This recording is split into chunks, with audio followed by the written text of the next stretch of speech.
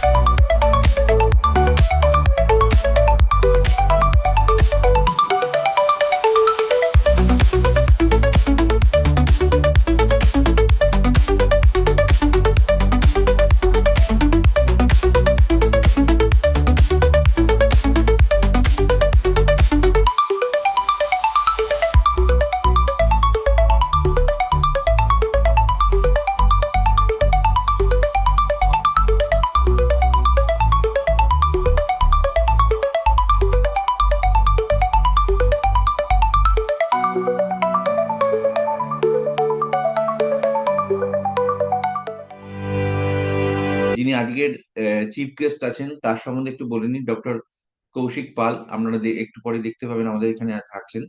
উনি MD general medicines, RG Kar medical college, এবং তার সাথে যুক্ত আছেন আমাদের স্নেহ মেডিকেল হল। আমরা যে লাস্ট 1 তারিখে আমরা যে হেলথ চেক আপ ক্যাম্প করেছিলাম আমাদের স্মৃতি দমদম এরিয়াতে, তো আমাদের উনি স্পেশাল গেস্ট ছিলেন ওই প্রোগ্রামটাতে।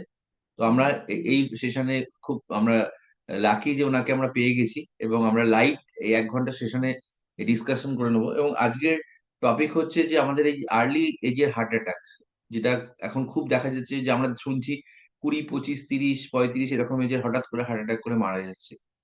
এটা কেন হচ্ছে, কি হচ্ছে, এবং তার কি কি প্রতিকার আছে, কি কি সিমটম আছে, বা তার কি কি পুরো জিনিস আমরা পুরো সেশনটা আমরা কোশ্চেন অ্যান্সারের মাধ্যমে দেখে নেবো এবং আমরা শুনে নেবো। এবং তার সাথে যেটা আমরা ট্রাই করব সেটা হচ্ছে যে আমাদের এইতে তো আমি নমস্কার জানাচ্ছি আমাদের ডক্টর কৌশিক পালকে। নমস্কার। নমস্কার। নমস্কার স্যার, আমার অডিওটা শোনা যাচ্ছে পরিষ্কার? Yes, okay, thank you. It's আমি অডিবল। হ্যাঁ, একদম একদম, thank you very much sir. আমি আরেকবার যেটা আপনাকে আরেকবার যেটা পরিচয় করেছিলাম, উনি আমাদের স্নেহ মেডিকেল হল আমাদের ফার্স্ট ডিসেম্বর আমাদের যে হেলথ চেক আপ ক্যাম্প করেছিলেন ওখানে স্পেশাল গেস্ট ছিলেন। ওনার আপনি স্যার একটুখানি আমাদের স্নেহ মেডিকেল হলের চেম্বারের অ্যাভেলেবিলিটি মোটামুটি সোম থেকে শনি আপনি কবে কবে ওখানে থাকেন, কোন টাইমটা আপনার এখানে অ্যাভেলেবেল স্নেহা আপনি? মেডিকেল হলে আমি ডেইলি 7 to 9 অ্যাভেলেবেল আছি প্রত্যেক হ্যাঁ, দিন। আচ্ছা আচ্ছা। সানডেটা সকালবেলা 10 to 12:30 অ্যাভেলেবেল। ওকে। আপনারা যারা ভিউয়ার যারা দেখছেন এই প্রোগ্রামে, আমি ওখানকার স্নেহ মেডিকেল হলের ডিটেলস, লোকেশন ডিটেলস এবং ওনার যে চেম্বারের ডিটেলস পাঠিয়ে দেবো পরবর্তীকালে। কারণ আমাদের এই হ্যালো ডক্টর প্রোগ্রামে অনেকেই উপকৃত হয়েছেন সেকেন্ড ওপিনিয়ন বা কোনো ইয়ের জন্য। তো স্যারের সাথে আপনারা কন্ট্যাক্ট করতে পারে অবশ্যই। উনি আরজিকর মেডিকেল কলেজের সাথে যুক্ত আছেন। তো আমরা আজকে খুব বানি একটা ইস্যু আলোচনা করে নেবো। আমি প্রথমে বলবো স্যার একটু আপনাকে দিয়ে শুরু করতে, একটু এই বিষয়টা নিয়ে একটু আলোকপাত করুন, তারপর আমরা প্রশ্ন উত্তরে ঢুকবো আপনার সেশনটা। সবাইকে নমস্কার জানাই। আমি ডক্টর কৌশিক পাল। আমি MD general medicine, senior resident আছি এখন আরজিকর মেডিকেল কলেজে। আর স্নেহা মেডিকেল হলে আমি যুক্ত। স্নেহা পলিক্লিনিকে আমি বসি। তো আজকাল দিনে আমরা যেটা দেখি যে যে বিষয় আজকে টপিকটা হচ্ছে হার্ট অ্যাটাক, তো বা মায়োকার্ডিয়াল ইনফাকশন, যেটা আমাদের ভাষায় বলা হয়, আমাদের মেডিকেল টার্মসে যেটা বলা হয়। তো আমরা দেখে থাকি যে মায়োকার্ডিয়াল ইনফাকশন এখন ওল্ড এজ, ইয়াং এজ, সব ক্ষেত্রেই আমরা এটা পেয়ে থাকি। সো মায়োকার্ডিয়াল ইনফাকশনটা কি আর কেন হচ্ছে হার্ট অ্যাটাক? আর প্রথমে হার্টের ইয়েটা বুঝলে তবে আমরা বুঝতে পারবো যে এটা কি। অ্যাকচুয়ালি হার্ট যা আছে, হার্টে কোরোনারি আর্টারিজ আছে। সেটা হার্টকে ব্লাড সাপ্লাই করে। Left coronary artery, right coronary artery, এই দুটো ব্লাডকে, এই দুটো হচ্ছে আর্টারি যেটা ব্লাডকে, মানে আমাদের হার্টকে ব্লাড সাপ্লাই করা। এবার কি হয় যে অনেক সময় এই করোনারি আর্টারি ব্লকেজ হয়। এবার blockage many reasons it can be, but যেটা মেন রিজন আমরা দেখে থাকি সেখানে আইদার অ্যাথেরোস্ক্লেরোসিস বা ইস্কিমিয়া হলে তখন মেনলি পেশেন্টের এই হার্টের প্রবলেম গুলো শুরু হয়। তো আমরা হার্টের প্রথমে বুঝতে হবে যে আমরা এথেরোস্ক্লেরোসিস কেন হচ্ছে। এথেরোস্ক্লেরোসিসটা হচ্ছে মেন, যেটা আপনারা বেশিরভাগ দেখবেন যে আপনারা ডাক্তারের কাছে গেলে বা রুটিন চেক আপ করালে আপনারা লিপিড প্রোফাইল করান। লিপিড প্রোফাইলটা কেন করান? সেখানে আমাদের রক্তে যে কোলেস্ট্রল, ট্রাইগ্লিসারাইড এর মাত্রাটা জানার চেষ্টা করুন। সেটা তো আমাদের পেটেও আছে, সেটা দিয়ে এমন কি হয়ে যাবে, কিন্তু যেটা আমাদের পেটে আছে সেটা হেল্পফুল, সেটা আমাদের কুশনিং এর জন্য হেল্পফুল, সেটা আমাদের থার্মিয়া থেকে বাঁচানোর জন্য হেল্প। কিন্তু আর্টারি মানে ব্লাড ভেসেলস, যেখান দিয়ে রক্ত চলাচল করে, সেখানে যদি আমাদের এই অ্যাথেরোস্ক্লেরোসিস বা কোলেস্ট্রল এসব লেভেল যদি বেড়ে যায়, সেটা কিন্তু তখন আমাদের হার্টের মায়োকার্ডিয়াল ইনফাকশন করায়। ওকে। এবার ব্যাপারটা হচ্ছে এথেরোস্ক্লেরোসিস কিভাবে তৈরি হয়, এটাও অনেকটা একটা টপিক আছে আমাদের। সেটা কিভাবে তৈরি হয়, ওখানে ফাইব্রাস ক্যাপ বা প্লাক ফরমেশনটা হয়। এই প্লাক ফরমেশনটা একটা প্যাথোফিজিওলজি আছে, যেটা আমাদের এখানে অনেকেই বুঝতে পারবেন, বা আমি নিজের ভাষায় একটু অর্ডিনেট টার্মস দিয়ে বোঝাতে সবাইকে চাইছি যে এই প্লাক ফরমেশনটা কি হয়। প্রথমে যে আমাদের যে আর্টারিটা থাকে, এখানে এন্ডোথেলিয়াম বলে একটা জিনিস থাকে। সেই এন্ডোথেলিয়ামটা যে কোনো এলডিএল বলে একটা জিনিস হয়, যেখানে আছে লো ডেন্সিটি লাইপোপ্রোটিন। আর যারা স্মোকিং করে, যাদের হাই ব্লাড প্রেশার আছে, আর যাদের ডায়াবেটিস আছে, তারা কি, তাদের যাদের এই রিস্ক ফ্যাক্টরস গুলো আছে, তখন সেটা আমাদের এই যে এন্ডোথেলিয়ামটা আছে ওটাকে প্রথমে ড্যামেজ করার চেষ্টা করে। ওটাকে যখন ড্যামেজ করে, তখন তার ভেতরে আমাদের এলডিএল গুলো, যেটা লো ডেন্সিটি লাইপোপ্রোটিন, এলডিএল গুলো ওর ভেতরে চলে যায়। আর তারপরে ডাব্লিউবিসির একটা মনোসাইট বলে থাকে, সে এলডিএল গুলোকে খেয়ে ফেলে। তখন কি হয়, এখানে প্লাক ফরমেশনটা হয়, যেটাকে আমরা ফাইব্রাস স্ট্রিপ বলে থাকি। আর এর পরে যখন যেটা হয় যে ওইখানে কিছু পরিমাণ ফাইব্রাস ক্যাপ তৈরি হয়, ঠিক আছে, সেটা তৈরি হয় ক্যালসিয়াম ক্রিস্টালস বলে একটা জিনিস থাকে, যেটা আমাদের ওইখানে এলডিএল বেশি মাত্রা হওয়ার জন্য, আর এইচডিএল যেটা হাই ডেন্সিটি লাইপোপ্রোটিন সেটা কম মাত্রা। এটা আমাদের কিন্তু ডাক্তাররা বলে থাকে যে আপনার এলডিএলটা বেড়ে আছে, এইচডিএলটা কম আছে। এটা কিন্তু এই ক্ষেত্রেই বলে যে এর ইয়েটা কি, কেন কি এইখানে ক্যালসিয়াম ক্রিস্টাল যেগুলো আছে সেইগুলো কি করে যে ভেতরে ঢুকে চলে আসে আর এন্ডোথেলিয়াম লাইনিংটাকে ড্যামেজ করে, তখন ফাইব্রাস ক্যাপ ফরমেশন হয়। এই ফাইব্রাস স্ট্রিক, ফাইব্রাস ক্যাপ, এই দুটো মিলিয়ে প্লাক ফরমেশন, যেটা হচ্ছে মেন অ্যাথেরোস্ক্লেরোসিস। ওকে। তো এগুলো স্যার, হচ্ছে main আমাদের। হ্যাঁ, হ্যাঁ বলুন।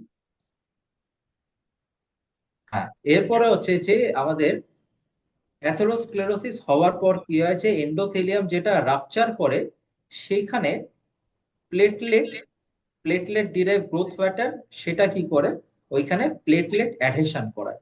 এই জন্য ওইখানে একটা কি হয়, রক্ত জমাট তৈরি। যে জন্য আপনারা যাদের আগে হার্ট অ্যাটাক হয়ে গেছে বা যারা হাই রিস্কে আছে, তাদের অ্যাসপিরিন দেওয়া হয়, ইকোস্প্রিন নামে ওষুধটা দেওয়া হয়। সেটা কি করে, ওই প্লেটলেট যেটা আছে ওটাকে অ্যাডিশন থেকে আটকায়। ওকে। এটা হচ্ছে আমাদের মেইন জিনিস। ওকে। এরপরে এটা কি করে আমাদের আস্তে আস্তে ওই যে আর্টারি যেটা বললাম যে করোনারি আর্টারি আর এইখানে এইভাবে রক্ত জমাট, তারপরে কোলেস্ট্রল বা জমাট গুলো তৈরি হয় অ্যাথেরোস্ক্লেরোসিস হয়ে, ওই যে আর্টারিটাকে একেবারে ছোট ছোট করতে করতে যেখান থেকে আর ব্লাড ফ্লো হতে পারে না, তারপরে সেটা অ্যাট দ্য এন্ড আমাদের কি করায়, যে হার্টকে আর ব্লাড সাপ্লাই করতে পারে না। At the end it result to myocardial infarction. Okay, okay, খুব সুন্দরভাবে আপনি বললেন পুরো ব্যাপারটাকে। Thank you very much. খুব সুন্দরভাবে আমরা বুঝতে পেরেছি কারণটা কি। তো আমি যেটা বলছি স্যার, এখন যেটা আমি আপনাকে জিজ্ঞেস করব, যে এখন দেখছি স্যার আগে যেমন কিন্তু বেশি বয়সে হতো, এখন দেখছি একদম কম বয়সে 20, 25, 30 এরকম বয়সে হার্ট অ্যাটাক করছে। এর পেছনে কি কোনো স্পেশাল রিজন আছে, সেটা আপনার কাছে জানার চেষ্টা করব। ইয়েস, ডেফিনেটলি, এইগুলো ডেফিনেটলি আছে। আমরা ভাবি যে হঠাৎ একটা হার্ট অ্যাটাক হয়ে যাচ্ছে একটা বাচ্চা ছেলে, এটা কিন্তু অ্যাকচুয়ালি না। তার রিজন এটা হচ্ছে এখনকার দিনে ছোট ছোট বাচ্চা ছেলে, ইভেন আমিও যখন ছোট ছিলাম, ছোটবেলায় 5 বছর বয়সেই আমাদের হাতে চিপস খেয়ে ফেলছি, ক্যাডবেরিজ খেয়ে ফেলছি। এগুলো তো nothing else rather than fat. আর ইভেন আমাদের যদি গ্লুকোজ লেভেলটা বেশি হয়ে যায়, সেটা কিন্তু টার্ন ওভার করে ফ্যাটি বা আমাদের কোলেস্ট্রল। ওকে।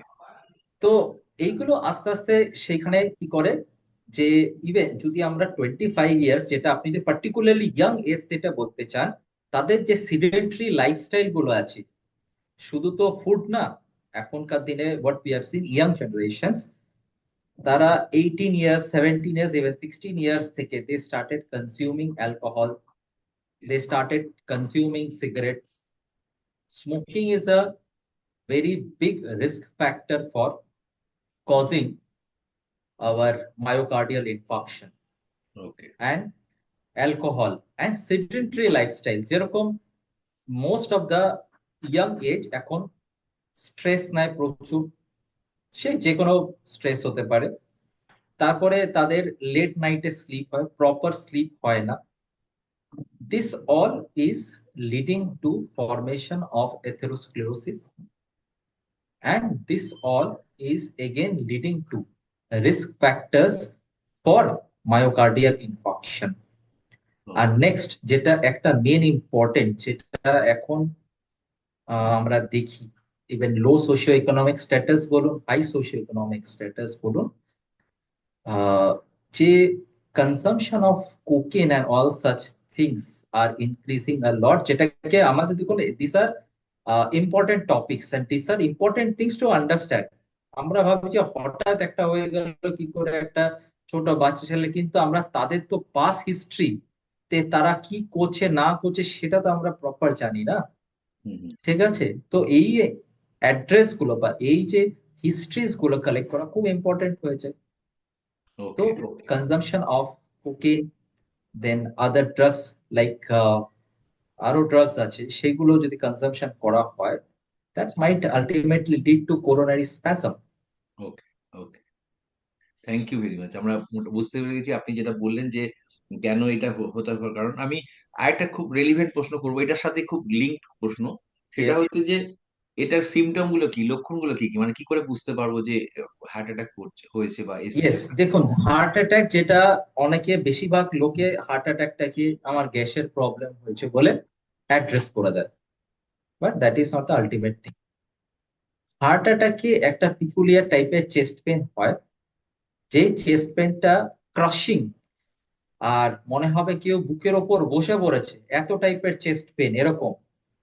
আর সেটা always radiating, radiating to left arm, neck, jaw, even in can radiate to right arm. আর কিছু কিছু ক্ষেত্রে লোকের রেডিয়েশন নাও হতে পারে, চেস্ট পেন জাস্ট ওরা বলতে পারে, কিন্তু তাদের লেফট সাইডের চেস্ট পেন খুব ইম্পর্টেন্ট। এটা হচ্ছে ফার্স্ট চেস্ট পেনের হিস্ট্রি, যেটা খুব ইম্পর্টেন্ট আর পেশেন্টদেরও জানা উচিত। নেক্সট হচ্ছে যে হেভি অ্যামাউন্ট অফ সোয়েটিং, যেটাকে আমরা ডায়াফোরেসিস বলে থাকি, সেটা খুব একটা ইম্পর্টেন্ট হিস্ট্রি, যে আমরা ঘেমে যাচ্ছি প্রচন্ড ভাবে। আর একটা মিসকনসেপ্ট করে করে ফেলে, স্পেশালি যাদের ডায়াবেটিস থাকে তাদের কিন্তু সাইলেন্ট মায়োকার্ডিয়াল ইনফাকশন হয়, তাদের কোনো চেস্ট পেন হয় না। They will be only having diaphoresis, okay. Sweating, যেটা মিস ইন্টারপ্রেট করে ফেলে যে আমার সুগার ফল্ট হয়ে গেছে, কিন্তু সেটা না, that is actually myocardial infarction. Okay. Okay. তারপর হতে পারে যেটা প্যালপিটেশন হতে পারে, লোকের বুক ধড়ফড় যেটা আমাদের বলে থাকে, প্যালপিটেশন হতে পারে। নেক্সট হচ্ছে সিনকোপাল অ্যাটাক, মাথা ঘুরে পড়ে যেতে পারে বা ব্ল্যাক আউট হয়ে যেতে পারে, সেটাও আরেকটা sign of myocardial infarction. And last যেটা আমাদের দেখে থাকি, যেটাকে সবাই ইগনোর করে, সেটা হচ্ছে ফ্যাটিগেবিলিটি। আমরা যে, আমাদের মনে হচ্ছে যে আমরা একটু উইক হয়ে পড়েছি, কিন্তু উইকটা কিসের জন্য, ডাক্তারের কাছে গেলে আপনারা বুঝতে পারবেন। সে চেক করে আপনাকে বলবে যে ইসিজি একটা করে আনো। আবার তারা তখন ভাবে যে ইসিজি করলে টাকাটা খরচা হয়ে যাবে, কিন্তু অ্যাটলিস্ট সেটা কিন্তু আপনাদের বেনিফিটের জন্য। এইটা হচ্ছে ব্যাপার। একদম একদম খুব this are relevant. The few, একদমই ফুল স্যার, ফিউ আপনি থিংস। যেটা বললেন সেটা ঠিক, একদমই সঠিক। অ্যাকচুয়ালি হয়েছিল কি, আমাদের 1 তারিখে হয়েছিল, আমার শাশুড়ি মা ওই প্রোগ্রামে ছিলেন। এবার আমাদের যে কি বলে, ল্যাবের যে ইয়ে করছিল, প্রেসার মাপছিল, তো ও দেখেছে তখন 180/120 না 130 হয়ে গেছে। সঙ্গে সঙ্গে উনি বললেন আপনি একটু কাজ করুন, ওনাকে নিয়ে গিয়ে এক্ষুনি একটা ইসিজি করেন। সানডে ছিল, তো বললো হুম। কেন, দেখে নিন এক্ষুনি, কারণ মনে হচ্ছে যে ওনার এটা কিন্তু পরবর্তীকালে সমস্যা হতে পারে। আমাকে উনি সঙ্গে সঙ্গে সেটা বললেন। তো আমি এটাই আপনাকে জিজ্ঞেস ইয়েস। করবো, তো এই প্রেশারটাও এটা বেড়ে যাওয়াটা একটা সিমটম কি, যে 180/120 হচ্ছে? ইয়েস, রিস্ক ফ্যাক্টরস আছে।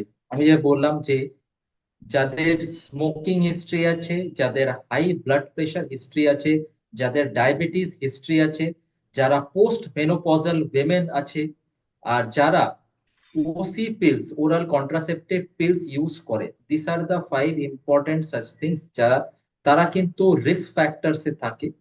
হাই ব্লাড প্রেশারে যেটা আপনি বলছেন সেটা কিভাবে রিলেটেড আপনি জানতে চাইছেন, সেটা হচ্ছে যে যখন লোকের হাই ব্লাড প্রেশার হয়, তখন আমাদের কি হয়, যে হার্টকে বেশি ব্লাড পাম্প করতে হয়, তার জন্য প্রেশারটা বাড়ছে, কেন কি হার্টকে বেশি কাজ করতে হচ্ছে।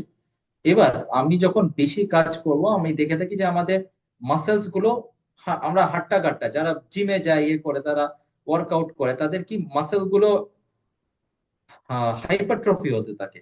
হুম। তো আমাদের হার্টে যখন বেশি কাজ করবে, তখন আমাদের হার্টটা কি হবে, হাইপারট্রফি হবে। ওখানেও লেফট ভেন্ট্রিকল যেটা ব্লাডটাকে পাম্প করায়, তার হাইপারট্রফি হয়।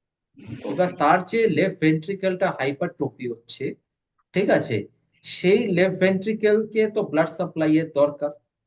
একদম। এবার সেই ভেন্ট্রিকেলে যখন ব্লাড সাপ্লাই এর দরকার, ভেন্ট্রিকলটা এতটাই মোটা হয়ে যায়, এতটাই বড় থাকে, যে ওইখানে অর্ধেকটা জায়গায় ব্লাডটা দেয়, অর্ধেকটা জায়গায় দেয় না। তার জন্য কিছু কিছু পেশেন্টের হয়তো চেস্ট পেন নাও হতে পারে, আর কিছু কিছু পেশেন্টের অ্যাঞ্জাইনা, মানে যেটা চেস্ট পেন বলা হয়, সেটা হতে পারে। ওকে। ওকে, বুঝলাম। খুব সুন্দর করে আপনি বললেন এটা।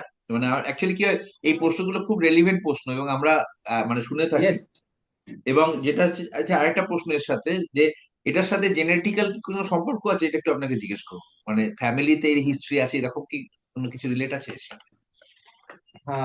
Actually myocardial infarction family history genetical হতে পারে, কিন্তু সব থেকে বেশি যেটা হচ্ছে কার্ডিওমায়োপ্যাথি, কার্ডিওমায়োপ্যাথি জেনেটিক্যাল হিস্ট্রি থাকে, সেখানেও সেম ভাবে লেফট ভেন্ট্রিকল, রাইট ভেন্ট্রিকল বা হার্ট মাসেল পুরোটাই হাইপারট্রফি হয়ে থাকে, সেখানে সেম মেকানিজম কাজ করে।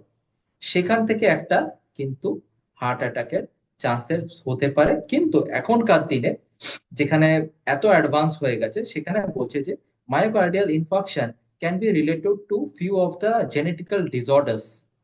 ঠিক আছে, সেখানে আমাদের অনেক টাইপের জেনেটিক্যাল ডিসঅর্ডার্স আছে।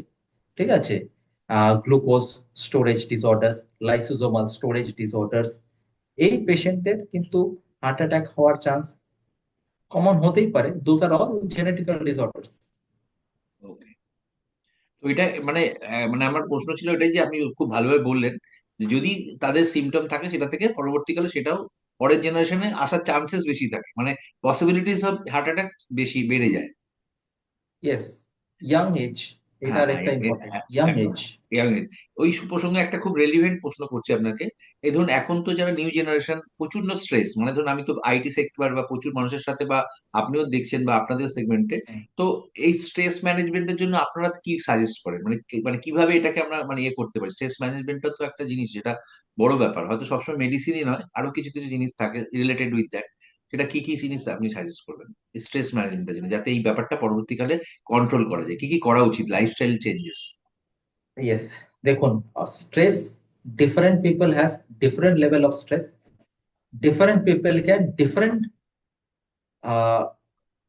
দে can handle the situations in different. এটা হচ্ছে ব্যাপার, সবার সব রকম হয় না।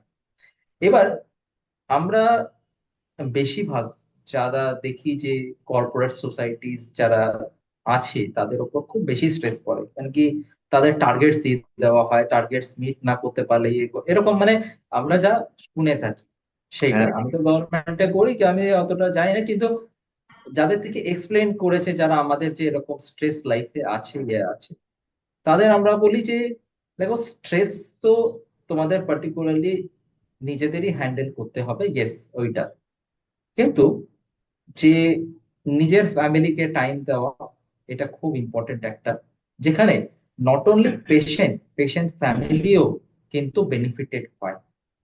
সে যদি স্ট্রেস সবসময় নেয়, এসে যদি কিছুক্ষণ যদি নিজের ফ্যামিলির সাথে মিক্স আপ করে, তখন কিন্তু তার স্ট্রেস লেভেল 100% কমবে। বাহ, খুব ভালো। একটা ফাদার যখন যাচ্ছে কাজে, তারপরে যখন এসে তার বাচ্চা মেয়ের সাথে কথা বলছে, বাচ্চা ছেলের সাথে কথা বলছে, তাদের আদর করছে, তার কিন্তু এমনিতেই তখন স্ট্রেস লেভেলটা আস্তে আস্তে কমতে থাকবে। এটা আমরা প্র্যাকটিক্যালি স্পিকিং ভাবে বলছি, যেটা সবাই জানে অফকোর্স। ঠিক আছে, তো giving family time is very much important. Next is having a good sleep, sound sleep for at least 8 hours a day, very much important, because 90% of the time আজকাল দিনে even me, at the night আমরা শোয়ার সময় কিন্তু মোবাইলটা scroll করি, সেটা list minimum 1.5 hours আমাদের টেনে নেয়। তারপরে কিন্তু আমরা ঘুমাতে যাই, তারপরে কিন্তু আমরা ট্রাই করি, সেখানে আরো আধ ঘন্টা থেকে 1 ঘন্টা চলে যায়। So our precious time is going in that, মানে যেটা আমার শোয়ার টাইম, সেখানে কি সকালে ওঠার টাইমটা তো ফিক্স, সেটা অল্টার্ড হবে না, কিন্তু এই রাতের এই টাইমটা যেটা চলে এসেছে, সেই প্রেশাস টাইমটা আমরা হাঁটাচ্ছি, তো আমাদের ল্যাক অফ স্লিপ কিন্তু একটা স্ট্রেস লেভেল কিন্তু আমাদের কিন্তু 100% বাড়াবে। আর যেটা কিন্তু আমরা এখন গিয়ে বুঝতে পারবো, আফটার 10 ইয়ার্স 100% আমাদের বডি কিন্তু একটা জবাব দেবে সেটা। আচ্ছা, আপনার সাজেশনে কতক্ষণ মিনিমাম স্লিপ থাকা উচিত স্ট্যান্ডার্ড একটা মানুষের? 8 hours sleep is very much important. আচ্ছা। 8 hours sleep, and 100% another thing is exercise is one of the another best way to release the pressure of any kind of, ওকে। সেখানে just কি আমরা নিচের এক্সারসাইজের কথা ভাবি, অন্য কিছু কথা ভাবি না, তো আমাদের মাইন্ডটা ডেভিয়েট থাকে, তো ওটা বডিকেও বেনিফিট করবে, মাইন্ড হেলথ কেও বেনিফিট করবে, মেন্টাল হেলথ কেও আমাদের অনেকটা বেনিফিট করবে। ওকে ওকে। আর স্যার এর সাথে প্রাণায়াম, যোগা বা এই রিলেটেড জিনিসগুলো কিরকম ভাবে Yes, দেখবেন? definitely it comes in exercise, one other kind of exercises. Yes, pranayam, yoga, these are all Indian exercises which has been done and patient is getting benefited from long days. তো এটা তো নিশ্চয়ই করা উচিত। Yes, একদম। good point, good point. Thank you. বলছি আপনাদের এই যে প্রাথমিক যে এইগুলো আছে, এর জন্য কি কি স্ক্রিনিং দরকার, মানে আমরা যদি আইডেন্টিফাই করতে চাই কি কি টেস্ট বা কি কি জিনিস ইমিডিয়েটলি করলে, বা রেগুলার একটা গ্যাপে গ্যাপে করা উচিত প্রত্যেক মানুষের? Yes, এইখানে দেখুন, আমাদের যেটা আহ যেটা হার্ট অ্যাটাক থেকে বাঁচানোর জন্য যেটা করা উচিত, সেটা হচ্ছে যে লিপিড প্রোফাইলটা করা উচিত, তার ব্লাড প্রেশারটা নিয়মিত চেক করা উচিত, তার সুগার, এফপিএস, পিপিবিএস, এইচবিএ1সি, যেটা হচ্ছে আমাদের সুগারের প্রোফাইলটা, ব্লাড সুগারের প্রোফাইলটা, সেটা অন্তত এভরি 2 মান্থসে করা উচিত। লিপিড প্রোফাইলটা এভরি 6 মান্থসে করলে বেনিফিটেড হয়। হাই রিস্ক কেসেস, যেরকম যাদের ওবেসিটি আছে, যারা সেডেন্টারি লাইফস্টাইল ইয়ে করছে, তাদের কিন্তু 3 months. And thyroid is another important thing, যেটা অ্যাকচুয়ালি থাইরয়েড লোককে কিন্তু এখন মেটাবলিক ডিসঅর্ডার্স এর দিকে ঠেলে দিচ্ছে। সেটা কিন্তু একটা তখন ইম্পর্টেন্ট হয়ে যায়। তো থাইরয়েডটা এভরি 3 মান্থসে, যারা রিস্কে নেই, যারা যারা রিস্কে আছে তারা 3 মান্থস, যারা রিস্কে নেই তাদের 6 মান্থসে করলেও চলবে।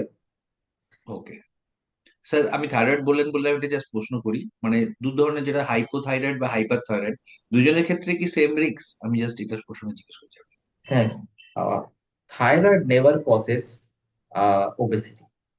হাইপোথাইরয়েডিজম যেটা মেইনলি, ঠিক আছে, কিন্তু হার্ট দুটোতেই কিন্তু রিস্কে থাকে, হাইপার হোক আর হাইপো হোক।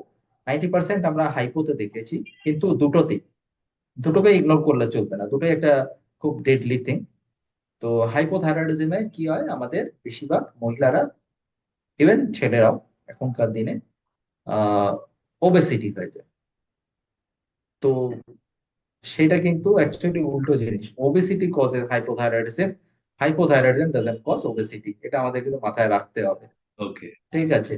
তো থাইরয়েড যাদের আছে, ঠিক আছে, সেই সব পেশেন্টদের একটু দেখতে হবে যে তারা ওবেসিটি আছে কিনা। তাদের যদি ওবেসিটি থাকে, তারা কিন্তু একটা রিস্ক ফ্যাক্টরসে পড়ে যাচ্ছে। ওকে ওকে খুব সুন্দর জিনিসটা আমরা জানলাম এই জায়গাটা। এবং আমি যেটা আপনি বললেন এটা, আমি আপনাকে একটা জিনিস এর সাথে রিলেটেড প্রশ্ন করব, যে এর সাথে কি ধরনের ফুড হ্যাবিট দরকার, মানে খাবারটাও তো একটা খুব ইম্পর্টেন্ট থিংস এর মধ্যে। ইয়েস। দেখুন, কনজাম্পশন অফ কি খাওয়ার থেকে কি না খাওয়াটা হচ্ছে সব থেকে বেশি ইম্পর্টেন্ট। এটা হচ্ছে যে we should avoid junk food, এটা সবাই বলে থাকে, কিন্তু হুম। তাও অনেকেই খেয়ে ফেলে। কিন্তু আমরা বলি যে episodes of consuming the junk foods decrease করাটা উচিত, সেটা হেলথ বেনিফিশিয়ালটা বেশি। অ্যান্ড বাইরের থেকে ভারীর খাবার খাওয়া, any kind of food they can consume. সব জিনিসেরই রিকোয়ারমেন্ট আছে, ইভেন ফ্যাটেরও আমাদের দরকার আছে বডিতে, ঠিক আছে, বাট অ্যামাউন্ট শুড বি। তারপর হচ্ছে প্রোটিন মাত্রাটা আমাদের বাড়ানো উচিত, ফ্যাট মাত্রাটা একটু কম করে দেওয়া উচিত। নেক্সট হচ্ছে আমাদের যে consuming fruits is very important thing, because it is having oxidants. Fruits is having oxidant, আর আমাদের এখানে কিন্তু অক্সিডেন্টেরও মেন রোল প্লেটা করে। এন্ডোথেলিয়ামটা যেটা এথেরোস্ক্লেরোসিসে আমাদের ফর্মেশনটা হয়, সেখানে ফর্মেশন করার জন্য কিন্তু আমাদের অক্সিডেটিভ স্ট্রেস বলে একটা জিনিস আছে, সেটা কিন্তু অক্সিডেন্টসই কিন্তু খেলে, মানে অক্সিডেন্ট জাতীয় জিনিস খেলে কিন্তু সেটা কিন্তু হয় না। কেন কি, অক্সিডেন্টস কি করে অক্সিডেটিভ স্ট্রেসটাকে হতে দেয় না। তো জানো, fruits, consuming fruits is very important, specially vitamin C containing foods. It's very much helpful for the and beneficial for the patient. Okay okay okay thank you very much. আমি এটার আরেকটা জিনিস জিজ্ঞেস করব, আমাদের অ্যাকচুয়ালি আমাদের সাথে রিলেটেড অনেক ধরনের অকুপেশনাল মানুষ থাকে, তো মানে বিভিন্ন পেশার লোক। তো আমি আপনাকে জিজ্ঞেস করব যে স্পেসিফিক কি কোনো পেশা আছে যেখানেতে এই হার্ট অ্যাটাকের চান্সেস বেশি থাকে, কোনো ধরনের এরকম কিছু? Occupational hazards এর কিন্তু কোনো রোল নেই। It has many roles in lung disorders, বা অন্য ক্ষেত্রে আরো অনেক হতে পারে, কিন্তু ইয়ে এমন স্পেসিফিক কিছু ইয়ে কিন্তু নেই যেখানে কিন্তু হতে পারে। কেন আচ্ছা কি, আচ্ছা। It is everything related to metabolism. Okay okay myocardial ইনফাকশনটা যেটা হবে, মায়োকার্ডিয়াল যে কোনো group, any sector of people, any occupational people, any age people can have myocardial infarction. আচ্ছা আচ্ছা। মানে দেয়ার আমি ইজ নো কেন কেন অকুপেশনাল আপনাকে রুল। স্পেসিফিক প্রশ্নটা করলাম, ধরুন আমার যেটা সাধারণ একটা অ্যাজ এ হিউম্যান বিং মনে হয়েছে, যেমন যারা যারা খনিতে কাজ করে বা এরকম আন্ডার দ্য গ্রাউন্ড, বা ধরুন আমাদের যারা জঞ্জাল পরিষ্কার করে, আগে তো দেখতাম, এখন তো মেশিনে করে, সে মাটিতে নেমে তার মধ্যে থেকে পরিষ্কার করছে। তো এই ধরনের অকুপেশনাল লোকেদের কি হার্ট অ্যাটাক হওয়ার চান্স থাকে, বা এরকম এর সাথে কোনো রিলেশন আছে? তাদের স্ট্রেস হওয়ার চান্স থাকে, কিন্তু তাদের হার্ট অ্যাটাক হওয়ার চান্স আছে। আর যারা এসিতে বসে রয়েছে তাদের হার্ট অ্যাটাক হওয়ার চান্স নেই, দিস ইজ আ মিসকনসেপ্ট, আচ্ছা। একদম মিসকনসেপ্ট।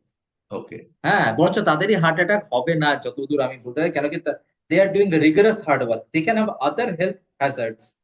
আদার হেলথ হ্যাজার্ডস হতে পারে, কিন্তু মায়োকার্ডিয়াল তারা রেগুলার এক্সারসাইজ, একটা কোল তুলে ওরা কিন্তু অনেকটা এক্সারসাইজ করছে, একদম। মানে তাদের কাজটা কিন্তু অনেকটা ভারী কাজ, অনেকটা লেবারাস কাজ।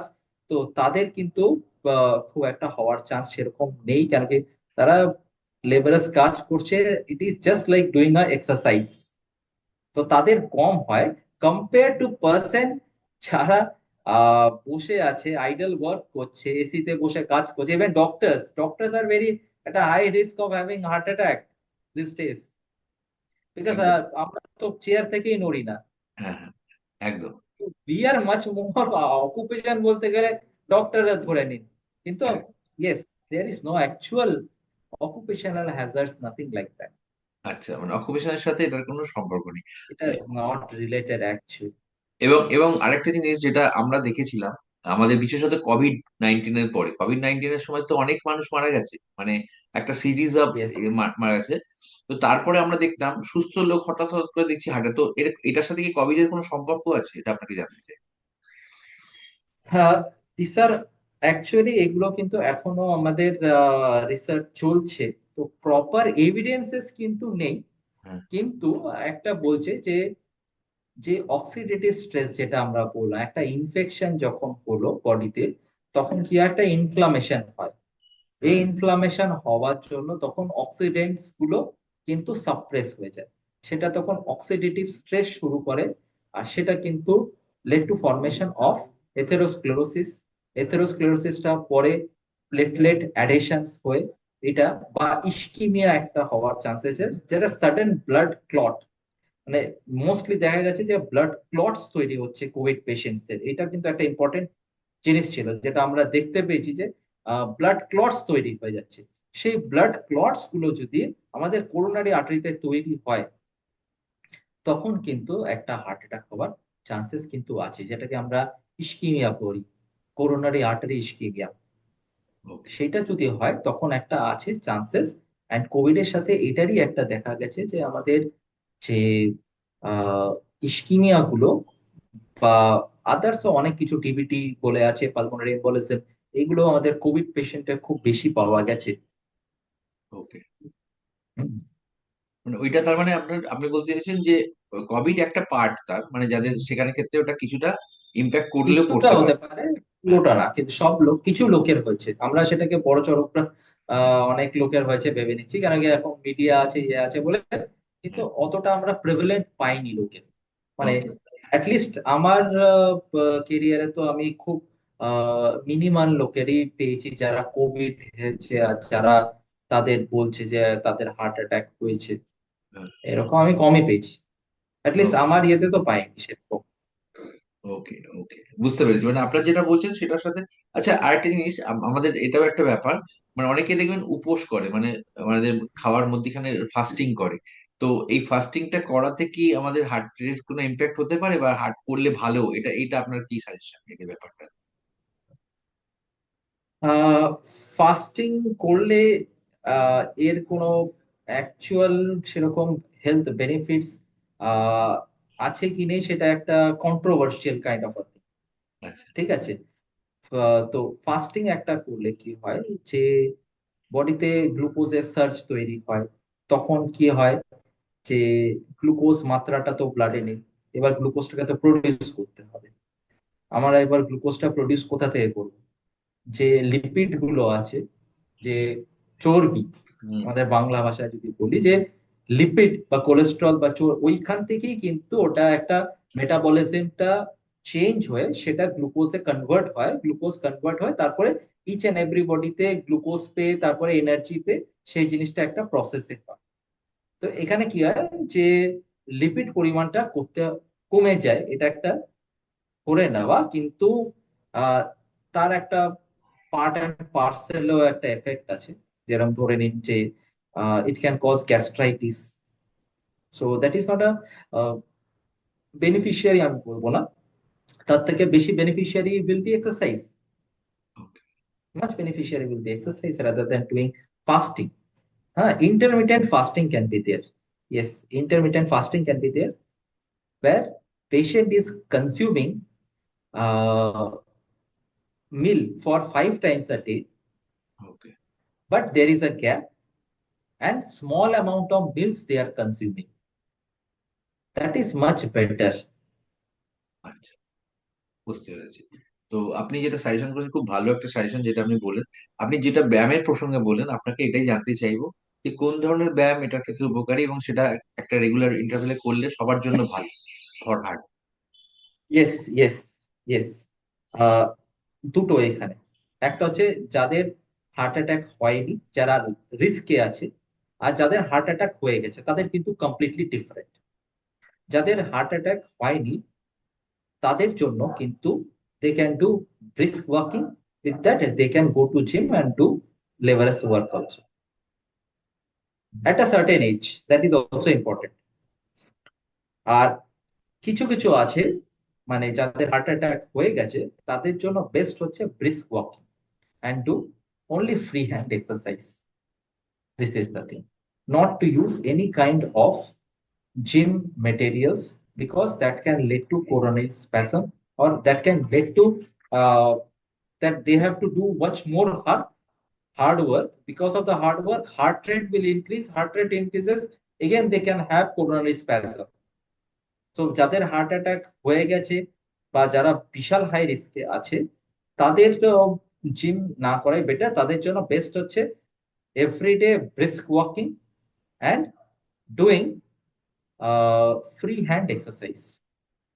ওকে, ওকে, একদম ক্লিয়ার। মানে ফ্রি হ্যান্ডটাই বেশি কারণ আমরা দেখছিলাম রিসেন্টলি সিদ্ধার্থ শুক্লা বা এরা তো জিম টিম করতো বা এরা একদম ফিট লোক, কিন্তু হঠাৎ করে এদেরও কার্ডিও অ্যাটাক হয়ে মারা গেছে, মানে এরকম আমরা দেখেছি এখানে। তো এটার কি ইয়েস, মানে? এবার আমরা তাদের হিস্ট্রিটা জানি না, সেটা হচ্ছে সব থেকে বেশি ইম্পর্টেন্ট।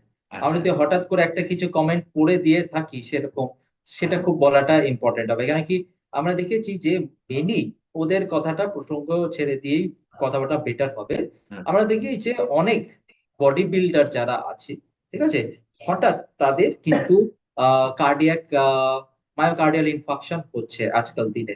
এবার এটা আমাদের জানতে হবে তারা কিন্তু খুব বেশি হেভি বডি বিল্ডার, তাদের বডি কিন্তু অনেকটাই বিল্ড আছে। নেক্সট হচ্ছে তাদের usage of some substances are there, which we don't know what substances they are using to make the bodies. Those are health beneficial or not, that also we don't know. এটা হচ্ছে ব্যাপার, ঠিক আছে। Those substances can cause many things, many problem, many health hazards. R next আমি একটা বলেছি যে the person who is doing bodybuilding or who are athletes, they have a big heart, so they can have muscular hypertrophy or they can have cardiomyopathy, and cardiomyopathy patient are at high risk of having myocardial infarction. So আমরা জানি না তারা কিন্তু কতটা check up করিয়েছে না করিয়েছে, তাদেরকে আমাদের কিন্তু সেরকম রেলেভেন্ট হিস্ট্রিজ কিন্তু নেই যে আমরা প্রপার বলতে পারবো। ওকে, ওকে, বুঝতে পারলাম।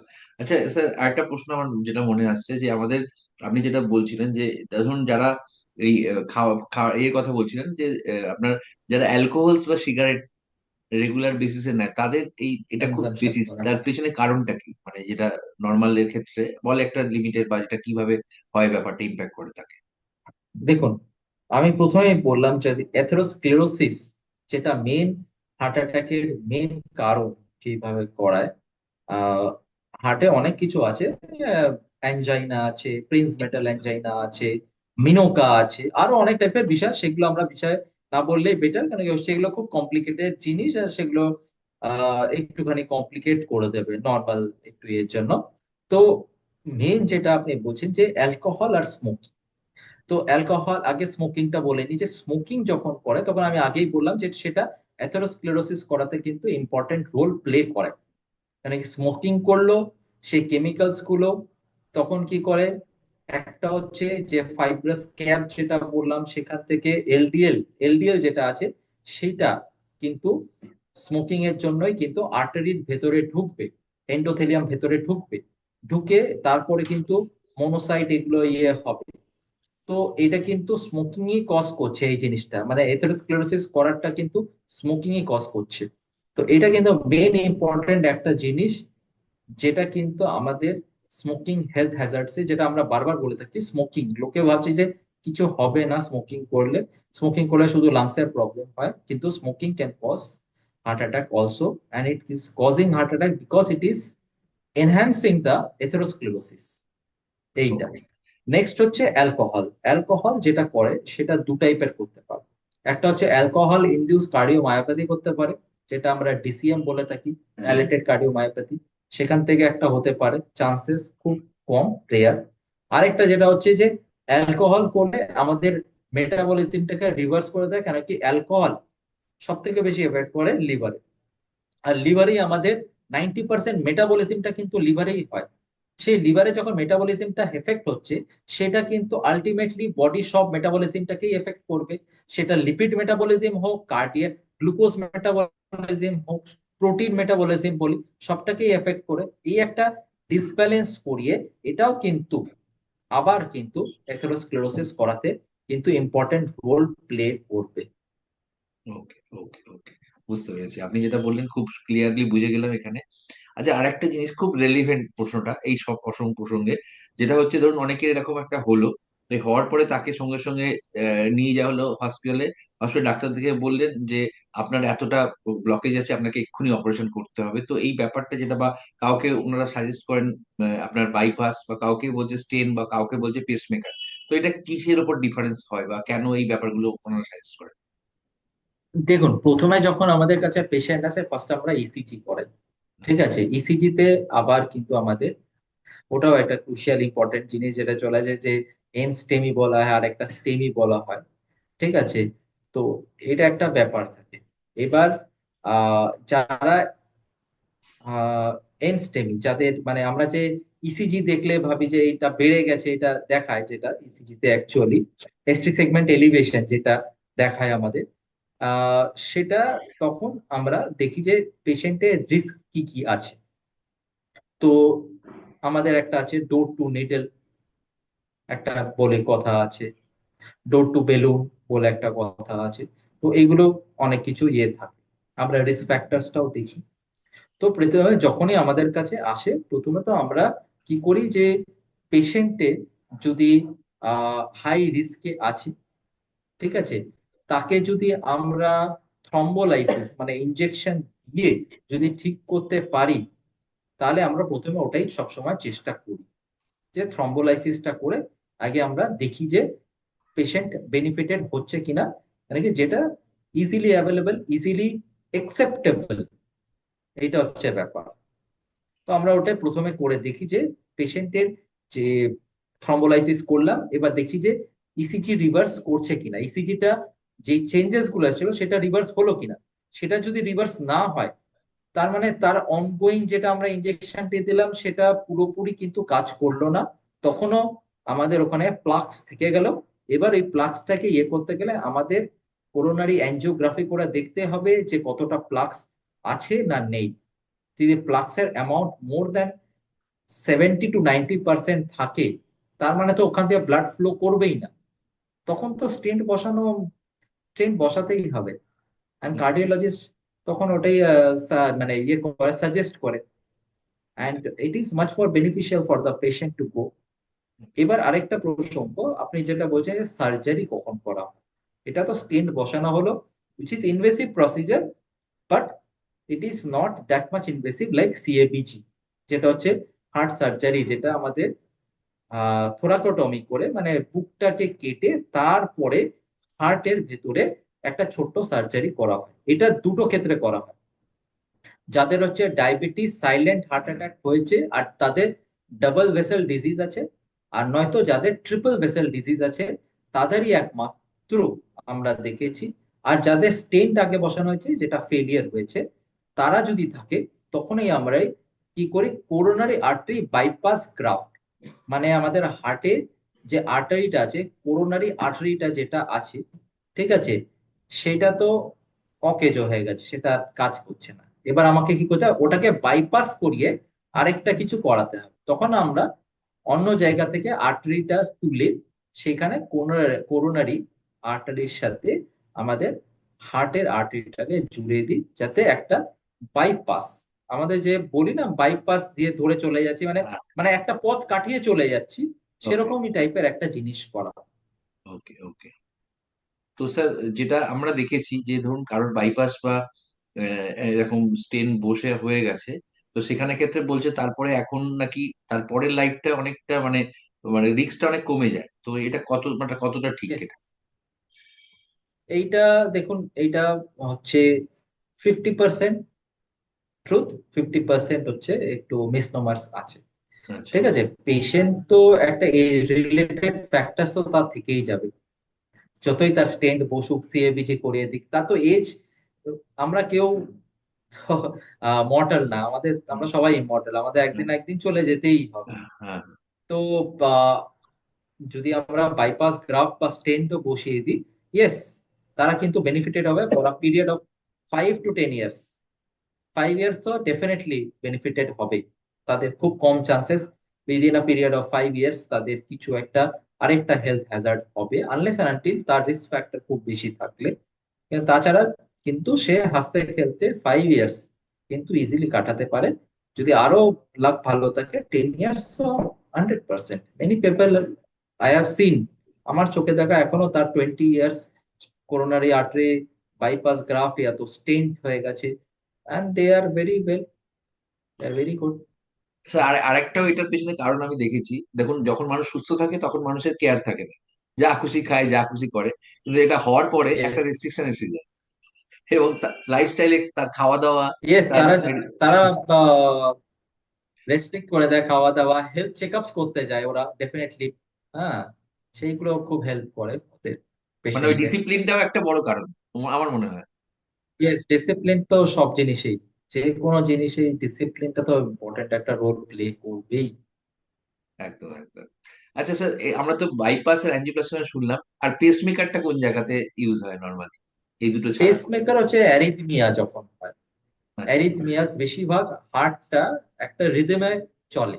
মানে আমরা যেরকম একটা হাঁটি, একটা পা আগে দিয়ে একটা পা পরে দিই, সেই যে ছোট্ট ছোট্ট স্টেপ নিয়ে আমরা যেরকম ভাবে হাঁটি, আমাদের হার্টটাও একটা রিদমের মধ্যে চলে।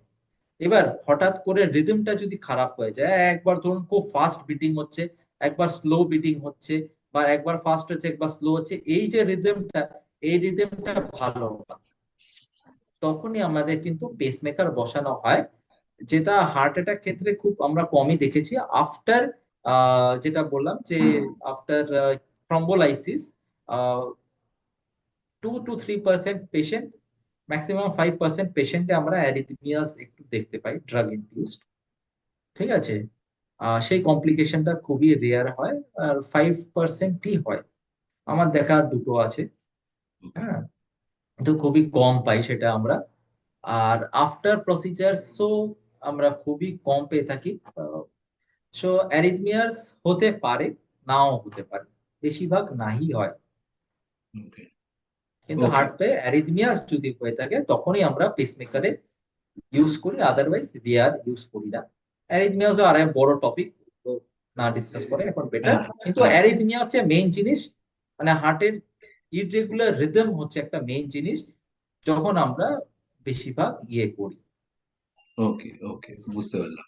এবং স্যার আরেকটা জিনিস যেটা হয়েছে আমাদের, অনেকে ধরুন ইসিজি করা হয়েছে, ইভেন ইকো করা হয়েছে, কিছু পাওয়া যায়নি, কিন্তু আলটিমেটলি থ্রেডপিন মানে থ্রেডপিন টেস্ট করার পরে তখন এটা ডিটেক্ট হয়েছে। তো প্রথম দুটো স্টেজে ধরা পড়েনি, এরকমও অনেকের ক্ষেত্রে হয়। তো এটা কি মানে স্পেসিফিক কোনো এর ক্ষেত্রে কারণ আছে তার? হ্যাঁ দেখুন, যে হার্ট অ্যাটাক যেটা আছে, আমি তো প্রথম থেকে বলছি স্ট্রেস ইজ ভেরি ইম্পর্টেন্ট। ট্রেডমিলে মানে আমরা নর্মাল যখন একটা মানুষ বসে আছে, তখন তার আহ যে করোনারি আর্টারিতে, ঠিক আছে, 90% তো ব্লকেজ, বা 100% ব্লকেজ তো দেখা যায় না, তার 70% যাদের আছে বা 60% যাদের ব্লকেজ আছে, মানে যারা অ্যাথেরোস্ক্লেরোসিস 60% আছে, ঠিক আছে, তখন আমরা দেখি যে তাদের বসে আছে, তাদের ইকো নর্মাল, ইসিজিও নর্মাল, কোনোতেই, কেন কি তখনও পর্যন্ত তাদের ব্লাড কিন্তু সাপ্লাই হয়ে চলছে। ব্লাডের অ্যামাউন্টটা নিশ্চয়ই কম হতে পারে, কিন্তু ব্লাড তো সাপ্লাই হচ্ছে, এই জন্য আমরা কিন্তু কিছু পাচ্ছি না। এইবার আমরা যখন তাকে দিয়ে স্ট্রেস লেভেল বাড়াচ্ছি, দু টাইপের হতে পারে, একটা মেডিসিন ইনডিউস, আর একটা হচ্ছে আমাদের মেডিসিনটা আমরা কম ইউজ করি, আমরা ট্রেডমিলেই করি। ট্রেডমিলে যখন তাকে দিয়ে হাঁটাই, এবার আমরা স্লো দিয়ে স্টার্ট করি তারপরে ফাস্ট করি, তখন কি হচ্ছে, তারপরে অনেকটা এক্সারসাইজ করতে হচ্ছে, তাতে কি হয়, অক্সিজেন পারফিউশন মিসম্যাচ হয়, মানে যতটা অক্সিজেন দরকার সেটা ততটা পাচ্ছে না, পারফিউশন মানে ব্লাড যতটা যাওয়া দরকার তখন হচ্ছে না, তখন করোনারি আর্টারিতে একটু স্প্যাজম হয়। অক্সিজেন এটা মিসম্যাচ, অক্সিজেন পারফিউশন মিসম্যাচ হওয়ার জন্য সেই সময় কিন্তু একটা এসটি সেগমেন্ট এলিভেশন দেখতে পারি। আর তখন আমরা সাজেস্ট করি যে you should go for coronary angiography. Okay. এখন সিটি করোনারি অ্যাঞ্জিওগ্রাফি অ্যাভেলেবেল। এখন যদি মানে কাউকে যে টেবিলে তুলেই আমরা করোনারি অ্যাঞ্জিওগ্রাফি করাবোই, মানে একটা আহ, যেটা আর্টারি থেকে লাইন করে আমরা করে তারপরে ডাই পুশ করে আমরা দেখি যে হার্টে ইয়ে হচ্ছে কি হচ্ছে না, যেটা আমরা অ্যাকচুয়াল অপারেশন থিয়েটারে নিয়ে গিয়ে করি। এখন কিন্তু সিটি করোনারি অ্যাঞ্জিওগ্রাফি বেরিয়ে গেছে, যেখানে আমরা কিন্তু CT scan which is a non invasive procedure, ওইটা জাস্ট করে আমরা কিন্তু করোনারি আর্টারিটা কত ব্লকেজ আছে সেটা দেখে নিতে পারবো। ওকে, তার মানে কোনো কাটাকাটির দরকার নেই, এটা বাইরে থেকেই ওটা করে দিতে মানে যারা খুব হাই রিস্কে নেই, ঠিক আছে, আর যাদের কোনো কমপ্লিকেশনস বা যাদের কোনো সিমটমস নেই, তাদের কিন্তু আমরা জাস্ট রুটিন চেক আপের জন্য তার যদি মনে হয় তখন কিন্তু আমরা এটা করতে পারি। ওকে ওকে, মানে এটা একটা যেটা বললেন, আরেকটা আপনাকে খুব থ্যাংক ইউ, খুব সুন্দর আজকে ইনফরমেশন পেলাম এবং প্রথম থেকে আলোচনাটা অসাধারণ হয়েছে। থ্যাংক ইউ আপনার সময় দেওয়ার জন্য। আমি আপনাকে শেষ প্রশ্ন করবো আপনাদের, যেটা হচ্ছে কি, আমরা যেটা এখন দেখি এবং অনেক জায়গায় হার্ট অ্যাটাক করেছে তাকে হুম। একটা হার্ট পাম্প দেওয়া হচ্ছে বা মুখে ফু দেওয়া হচ্ছে, মানে এই ব্যাপারটা কতটা সাইন্টিফিক আর এই ব্যাপারটা কতটা সাপোর্ট করে একটু আপনার কাছ থেকে জানবো। না, দ্যাট ইজ সিপিআর। হ্যাঁ, যেটা আপনি সিপিআর। বলছেন ওটা হচ্ছে সিপিআর। Cardiopulmonary resuscitation. এবার মানে ওর হার্টটা কার্ডিয়াক অ্যারেস্ট হয়েছে, হার্ট অ্যাটাকের জন্য হতে পারে, সেটা সেটা আরো রিজনস হতে পারে। আমরা অনেক ক্ষেত্রে হার্ট অ্যাটাকের ক্ষেত্রে দেখেছি যে হঠাৎ কার্ডিয়াক অ্যারেস্ট হয়ে গেছে। এবার তখন আমরা কি করি, চেস্ট কম্প্রেশন করি আর ব্রিদিং, ওটা যেটা দেওয়া হয় মাউথ টু মাউথ, ওটা হচ্ছে ব্রিদিং দেওয়া হয়। যখন হার্টটা সাডেনলি স্টপ করে যায় তখন অনেক সময় আমরা যদি কার্ডিয়াক পাম্পিং করি আর মাউথ টু মাউথ ব্রিদিং দিই, কেন কি, তো ও তো ব্রিদিংও পাচ্ছে না, আমরা যে মুখ থেকে হাওয়া বের করছি মানে যে যতটা নিঃশ্বাস নিচ্ছি যার নিঃশ্বাসটা বের করছি তার মধ্যে অক্সিজেন আছে, সেটাও যদি আমরা একটা পার্সনকে ট্রান্সফার করে দিতে পারি থ্রু মাউথ মাউথ, তখনও কিন্তু বেনিফিটেড হবে। আর হার্ট পাম্পিং করার আমরা চেষ্টা করি যাতে হার্টের একটুখানি আহ এটা একটা type of massage, cardiac massage এটাকে বলা হয়, ঠিক আছে, যেটা অ্যাকচুয়ালি যদি অনেক সময় বাইপাস ইয়েতেও আমাদের করা হয় সেটা উইথ ইন্টারভেনশন। তো যেটা মেনলি কার্ডিয়াক রিসাসিটেশন, ওইটা কার্ডিয়াক পাম্পিং করা হয় যাতে কিছু অ্যামাউন্ট অফ ব্লাডটা ফ্লো করে যায় থ্রু ব্রেন। ব্রেনেই তো অ্যাকচুয়ালি মেইনলি ব্লাডটা পৌঁছাতে পারছে না, তার জন্য হার্টকে যদি আমরা একটু পাম্প করি আর সেই ব্লাডটা যদি ব্রেনে পৌঁছে যায়, তার যদি সিগন্যালিংটা সে বাই চান্স যদি স্টার্ট করে দিতে পারে, আমরা কিছু ক্ষেত্রে ভেরি ফিউ কিন্তু কিছু ক্ষেত্রে আমরা বেনিফিট পেয়েছি। কার্ডিওপালমোনারি রিসাসিটেশন করে অনেক লোককে বাঁচানো হয়েছে। আর বেশিরভাগ ক্ষেত্রে যখন কার্ডিয়াক অ্যারেস্ট বা যে কোনো পার্সন যখন মারা হয় আমরা তখন ওটা পারফর্ম করি। Okay okay, thank you very much sir. আর থ্যাংক ইউ ভেরি মাচ আমাদের এই ড্রিম লাইফ অ্যাডভাইজারির এই প্ল্যাটফর্মে আসার জন্য। এবং আপনারা যারা দেখছেন আরেকবার বলে দিই, আপনারা হয়তো পরে অনেকে জয়েন করেছেন, আমি একবার স্যারের পরিচয় দিই, ডক্টর কৌশিক পাল। উনি MD general medicine, RG Kar medical college এবং স্নেহ মেডিকেল হল আমাদের স্মৃতির সাথে যুক্ত আছেন। আপনাদের যদি কোনো ওপিনিয়ন বা এই রিলেটেড ব্যাপার থাকে, উনি আমাদের পুরো ড্রিম লাইফ অ্যাডভাইজারি টিমের সাথে যুক্ত, ওনার সাহায্য ওনার পরামর্শ পাবো। Thank you once again. আমার আজকে আপনার এই প্রোগ্রামের ভোট অফ থ্যাঙ্কস এর জন্য আমি আমাদেরই একজন মেম্বারকে ডেকে নেবো, অরুণাভ প্রধান। একটুখানি আনমিউট করে বলবো, আমাদের এই যে পুরো সেশনটা হলো 1 ঘন্টা, আমরা অনেক কিছু ভ্যালু অ্যাডিশন বা অনেক কিছু জিনিস পেয়েছি। আমি একটু অরুণাভকে খুব ছোট্ট করে একটা ভোট অফ থ্যাঙ্কস দিয়ে আমরা এই সেশনটা শেষ করবো। থ্যাংক ইউ অরুণাভ, জাস্ট তোমাকে রিকোয়েস্ট করছি ফর ভোট অফ থ্যাঙ্কস।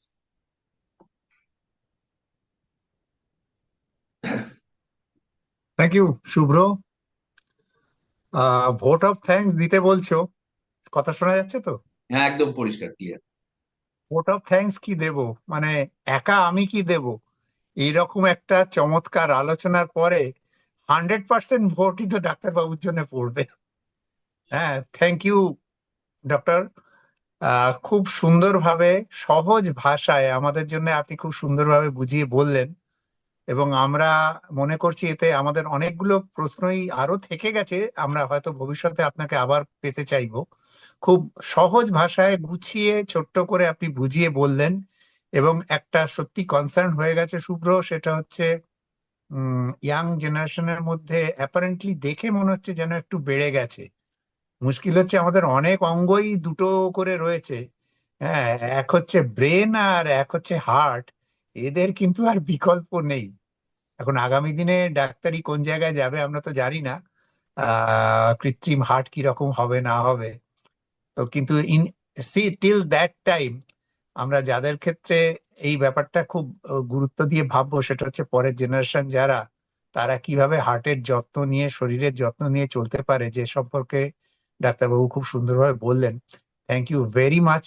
এবং আমি সমস্ত দর্শক যারা এটা দেখছেন তাদেরকেও আমরা অন্তর থেকে ধন্যবাদ জানাচ্ছি। সাথে থাকুন, পাশে থাকুন।